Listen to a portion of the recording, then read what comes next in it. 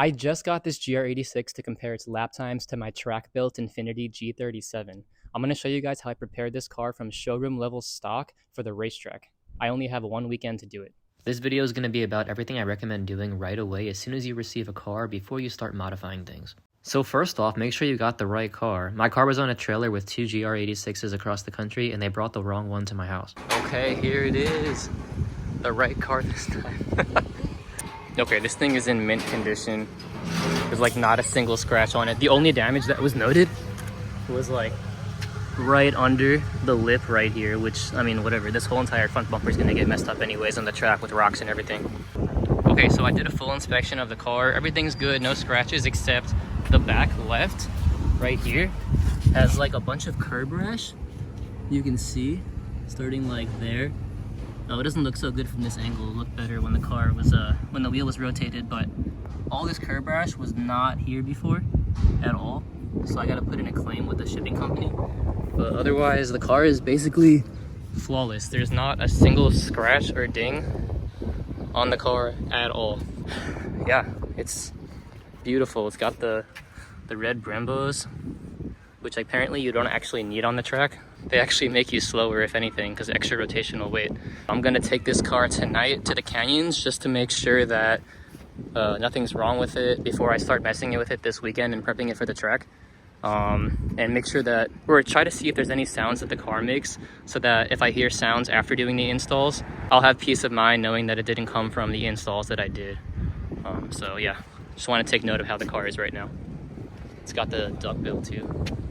So now, along with this one, I also have the Prius, which I don't really know yet what I'm gonna do, because I have now this, the Toyota, and the Infiniti. I can't have 3 cars, so like, I gotta figure out what I'm gonna do.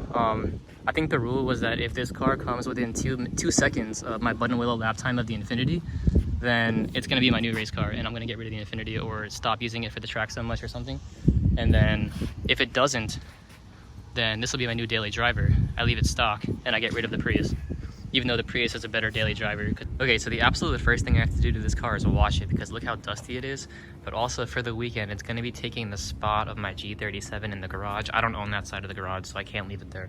I'm so sad to dethrone this car, but going to have to just for the weekend for all the installs we have to do for the track.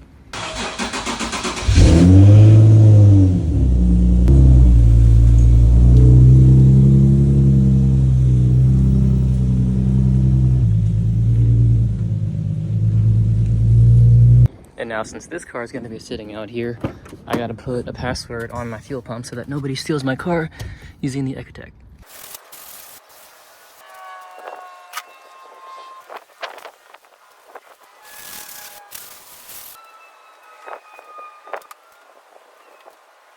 Okay, here we are. Boxer motor, hopefully it doesn't blow up. But the first thing I want to check is the engine oil. Make sure that there's oil in there at least. I'm going to be changing the oil to 5W30 this weekend, but there's oil in there. It doesn't look the cleanest, but good enough for tonight. This should be the brake reservoir right here. But yeah, it's definitely filled up somewhere between min and max there. I'm also going to be swapping this out to RBF 600 fluid, so no big deal. Windshield wiper fluid. What is this? Normal. Oh, I'm good. Okay, you have to like fill in the bubbles. I've never seen this before. Oh, clutch. I wasn't going to change the clutch fluid. I guess if the clutch ever gets squishy or soft, then I'll change out to the same RBF 600 fluid, but I don't really think there's a reason to change this right now. Right now it's between min and max. I guess if it gets too low, I'll switch it out as well to RBF 600. It's the same thing that I run in the Infiniti for both the clutch and the brake, is RBF 600. So if I can run them for all 4 reservoirs in my car and just buy RBF 600 in both, that would be great. Coolant. I can't really see the coolant. So same thing I used in the G37, Asian blue, Subaru 2009 and newer. I can't see the line in the back there for min and max. I don't think there's any coolant in there.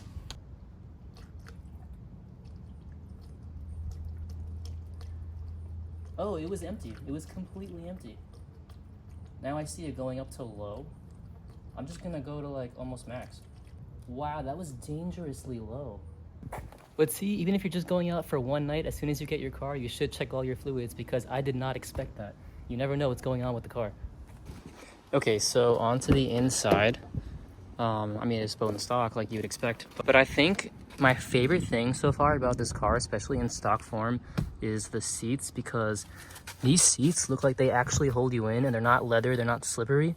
Like, I don't know if you remember in the G37 when I was first tracking it with the OEM seats, first of all, they were like 80 something pounds each, but also they were incredibly slippery and did not hold you in at all. And that was actually the most annoying thing about track days, was trying to hold myself in my seat. I feel like I will not have a problem with this, and they're definitely not as heavy as either. They're not electric, they're like all manual, which is so much better. But here, I noticed one thing. I have 2 sets of mats. It looks like you could only have one installed at a time. There's like those locks down there. That looks like a weathering mat, so I'm probably gonna use this one. So yeah, let's get rid of this thing. So I'll get that out of here. Okay, now in the trunk, what's going on here? Is this like an extra unnecessary mat? Yeah, okay, so we don't use those because weight reduction. I don't like extra things in my car. It doesn't rain here. I don't need like weathering mats and stuff. We don't want that. So it's all empty in here. Yeah, there is a spare.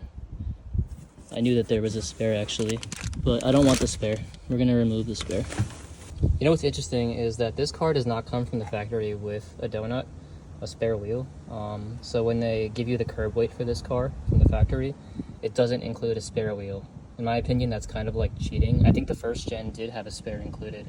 So it might seem like they're the same weight, but this one's actually like, what is that, 20 pounds heavier or something? 20, 30 pounds, I don't know. Okay, we're heading out for a nighttime drive. My friend's gonna record. And we're gonna go to the canyons and just whip it around.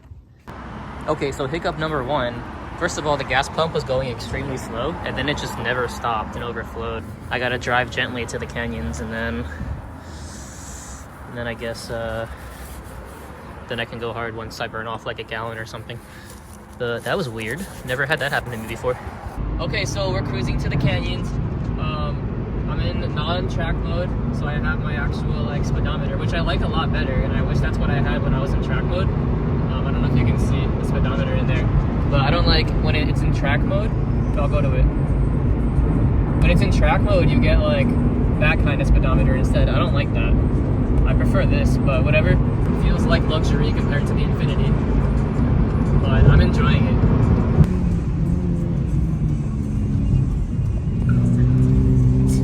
I heard that! Yeah.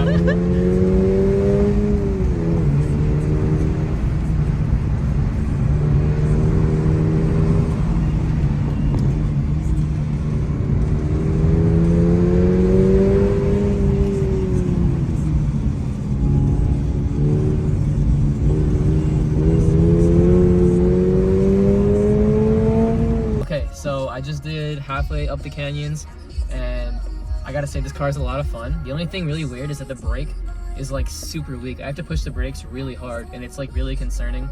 But I'll be swapping out the pads and the fluid tomorrow, so it doesn't matter. But the oil temps got to 250, which is no good, and the oil cooler will solve that. But let's keep having fun.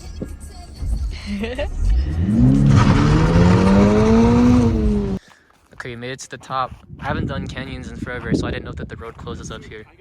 But I made friends with an A6 driver, and we talked about stuff, so that's cool. But we gotta go back down. Okay, so that's how canyons work. Free track day. It's pretty fun.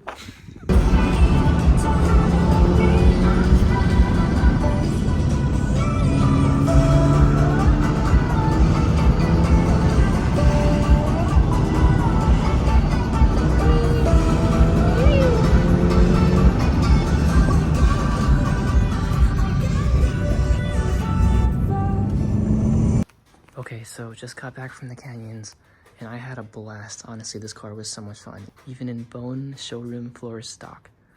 It was like a lot of fun. So I have it in the garage today, and I'm gonna start working on it tomorrow.